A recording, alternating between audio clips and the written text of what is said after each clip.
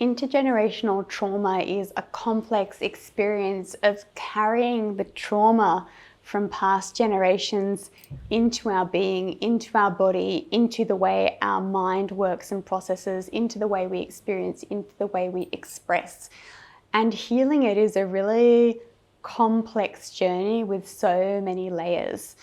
In my book, I write a lot about the concept of the inherited voice. So while we have parts of ourselves, I believe many of us carry this voice that we've inherited that's not actually part of us. It's an amalgamation of all of the trauma and bias and pain, not only of our family, our parents, but our grandparents, our ancestors, our entire lineage. And all of those past experiences of trauma get passed down the generational line until someone, and in this case us, decides to heal it and metabolize it, and I guess set not only ourselves but our peers and our children and future generations free. And I firmly believe that this is the task of our generation, to sort of be the ones that sort of say no more to this rolling intergenerational trauma and reroute humanity for our children and for the future, for many generations. So I really believe we're this transformative generation. And the practice that I want to offer for you to sort of begin this journey, I actually want to encourage you, if possible, to do it in water, whether that's to be in a bath or in a shower or in a pool or the ocean. There's something really beautiful about being held by water and also engaging with water as a means to wash and to cleanse. So this practice is about washing away what is not ours. And all we're going to do is simply be with the intention to be with our breath, our inhale and our exhale, and connect to the affirmation, I cleanse myself of what does not belong to me. If it is not mine, I let it go in peace.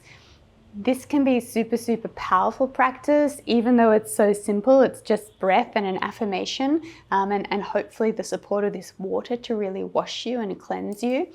If you are holding intergenerational trauma, which most of us are, you may experience a release of emotion. You may experience a sense of physical pain in the body, and you may also experience connecting to almost a line of elders. So this is a really common experience, to sort of witness your mother, your grandmother, your great-grandmother, and all these elders that you've never even seen before, or perhaps through the male lineage, your father, your grandfather, or some people imagine almost like a court of elders all around them.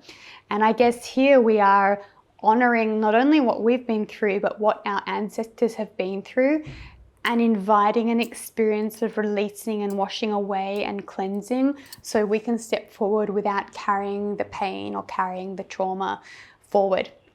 So I can't be with you as you go into your water to experience, but I invite you, as you go into this very, very, very sacred practice, to connect to your inhale and your exhale through your nose.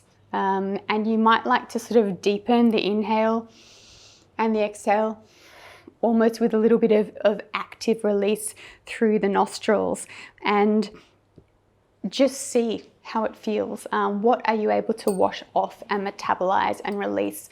And often in this practice, there can be little moments of epiphany of some way that your intergenerational trauma has decontextualized within inside you and is playing out in your life now. And if that happens for you, I really invite you to take time to journal and to really crystallize what that is. So it can be a really profound space of insight.